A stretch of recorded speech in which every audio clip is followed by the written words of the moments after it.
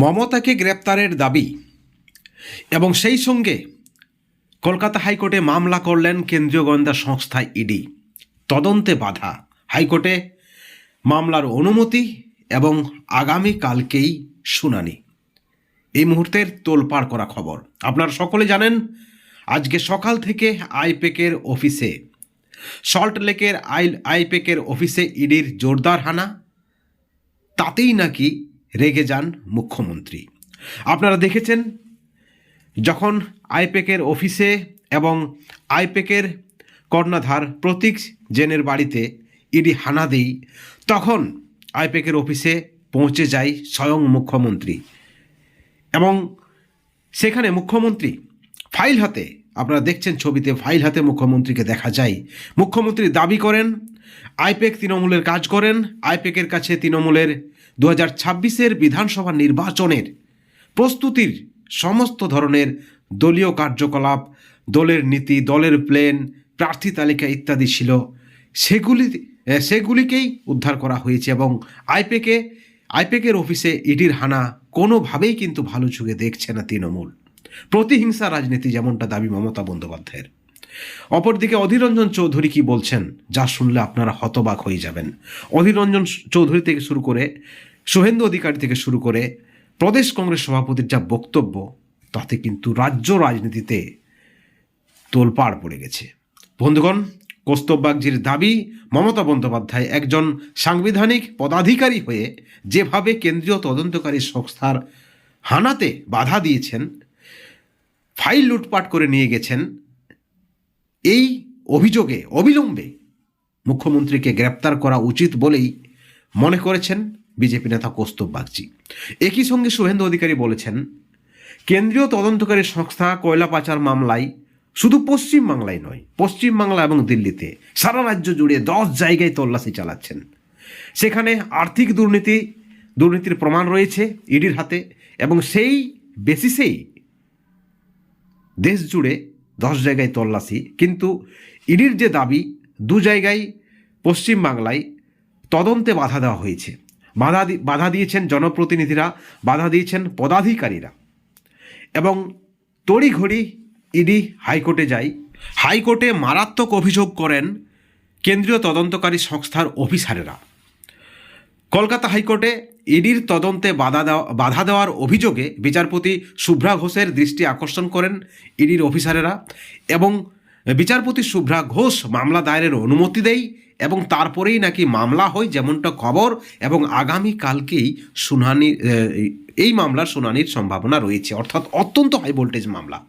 কেন্দ্রীয় তদন্তকারী সংস্থার তদন্তে বাধা দিয়েছেন খোদ মুখ্যমন্ত্রী। কৌস্তব বাগচি বলছেন অবিলম্বে মুখ্যমন্ত্রীকে গ্রেপ্তার করা উচিত। শুভেন্দু অধিকারী বলছেন একজন মুখ্যমন্ত্রী কে আইপ্যাক একটি সংস্থা এবং সেই সংস্থার অফিসে পৌঁছে যাচ্ছেন স্বয়ং মুখ্যমন্ত্রী, ফাইল লুট করে নিয়ে আসছেন। একজন সাধারণ ব্যক্তি যদি কেন্দ্রীয় তদন্তকারী সংস্থার হানাতে বা তদন্তে বাধা দিত, তাহলে তার কি অবস্থা হতো?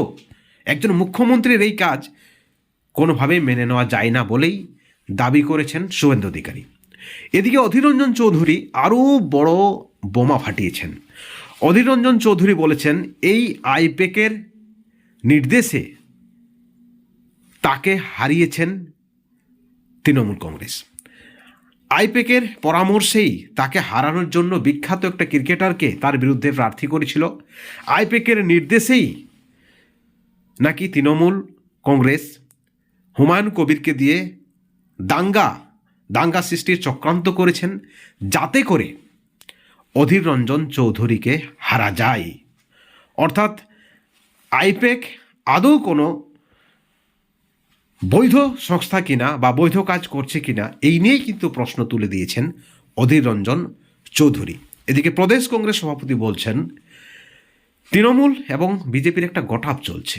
নির্বাচনের ঠিক আগে যে সংস্থা আইপ্যাক, আপনারা জানেন অভিষেক বন্দ্যোপাধ্যায়ের সঙ্গে আইপ্যাকের ভালো সম্পর্ক, সেই আইপ্যাকের অফিসে এবং তার কর্ণধার প্রতীক জেনের বাড়িতে ইডি যাই এবং একটা চর্চার বিষয় হয়ে দাঁড়ায়, সাংবাদিক থেকে শুরু করে সাধারণ মানুষ সকলের একটা জানার ইচ্ছা। সাংবাদিকরা কিন্তু এই মুহূর্তে ডিবেট করছে টিভিতে বসে, শুধুমাত্র আজকে আইপ্যাকের অফিসে হানা।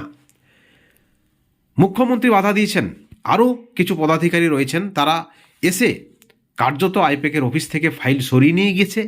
এখানে বিজেপি কোনো অ্যাকশন নেয়নি, অর্থাৎ তৃণমূল বিজেপির একটা গটাপের ইঙ্গিত দিলেন প্রদেশ কংগ্রেস সভাপতি, এবং সেই সঙ্গে তিনি বললেন যে আজকের যে মুদ্রা, আজকের পরিযায়ী শ্রমিক বাংলাভাষীদের উপর যে অত্যাচার, গ্যাসের দাম বৃদ্ধি এবং সেই সঙ্গে দুর্নীতি, অন্যান্য ইস্যুগুলি যাতে করে ধামাচাপা পড়ে, তার জন্য একটা এই ধরনের একটা গটাপ গেম খেলছে বিজেপি এবং কংগ্রেস, যেমনটা বিজেপি এবং তৃণমূল, যেমনটা দাবি প্রদেশ কংগ্রেস সভাপতির।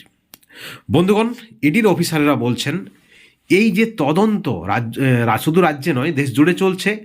কয়লা পাচার মামলার তদন্ত, আপনারা জানেন কয়লা পাচার সঙ্গে জড়িত অনুপ মাঝি, গুরুপদ মাঝি সহ আরও একাধিক ব্যক্তিরা রয়েছেন। কয়লা পাচার মামলায় গুরুত্বপূর্ণ নথি, ফাইল হাতে লেগেছে ইডির, সেখানে কোটি কোটি টাকা তছরূপের তারা কিন্তু প্রমাণ পেয়েছেন, এবং সেই বেসিসে তদন্ত, এবং এই তদন্ত কোনো গোপনীয়ভাবে নয়, এই তদন্ত নিয়ম মাফিক তদন্ত, এই তদন্তের সঙ্গে কোনো রাজনীতির সম্পর্ক নয় বা নেই, যেমনটা দাবি করছেন ইডির অফিসারেরা। তারা নিয়ম মেনে, আগাম জানিয়ে, সংবিধান অনুযায়ী তারা কিন্তু এই তদন্ত করছে। এই তদন্তের সাথে কোনো রাজনীতি বা রাজনীতির কোনো সম্পর্ক নেই, এমনটাই দাবি ইডির অফিসারদের। তাহলে ভয় কেন তৃণমূলের, ভয় কেন মুখ্যমন্ত্রীর, কেন মুখ্যমন্ত্রীকে ছুটে যেতে হলো আইপ্যাকের অফিসে? তরুণজ্যোতি তেওয়ারি বলছেন, মাননীয় মুখ্যমন্ত্রী দারোয়ান হয়ে প্রতীক জৈনের বাড়ি এবং অফিসে গিয়ে সেখান থেকে কিছু ফাইল চুরি করে নিয়ে চলে আসেন মুখ্যমন্ত্রী। তিনি আরও বলেছেন যে এই কাগজগুলি নাকি, অর্থাৎ মুখ্যমন্ত্রী বলেছেন এই কাগজগুলি নাকি তাদের এবং তৃণমূলের 2026-এর নির্বাচনের প্রার্থী তালিকা রয়েছে এই কাগজগুলির মধ্যে, এবং দলের প্ল্যান রয়েছে। ফেব্রুয়ারি 2022-এ তৃণমূল 2026-এ নির্বাচনের প্রার্থী ঠিক করে দিয়েছিল। কি কাগজ চুরি করে আনলেন মাননীয়া, প্রশ্ন তুলেছেন। কয়লা চুরির ঘটনার তদন্ত চলছে, সেখানে আপনার ফাইল কি করছিল, এই প্রশ্নটা বিশিষ্ট আইনজীবী তথা বিজেপি নেতা তরুণজ্যোতি তেওয়ারির। আপনার ফাইল আর কয়লা চুরির ফাইল কি এক? মারাত্মক অভিযোগ বিজেপি নেতা তরুণজ্যোতি তেওয়ারির। অর্থাৎ আইপ্যাকের অফিসে ইডির হানা, সেখানে তদন্তে বাধা দেওয়া, মুখ্যমন্ত্রীর উপস্থিতি রীতিমতো রাজ্য রাজনীতিতে একেবারে তোলপাড় ফেলে দিয়েছে। সকলেই তৃণমূল কংগ্রেসের বিরুদ্ধে সরব হচ্ছেন। বন্ধুগণ, এই ভিডিওর পরিপ্রেক্ষিতে আপনাদের কি মতামত, আপনাদের কি প্রতিক্রিয়া, অবশ্যই আপনারা আমাদের চ্যানেলের কমেন্ট সেকশনে কমেন্ট করে জানাবেন। সকলে ভালো থাকবেন, সুস্থ থাকবেন, কিন্তু কোনো ধরনের দুর্নীতি থেকে, হিংসা থেকে দূরে থাকবেন। Thank you so much.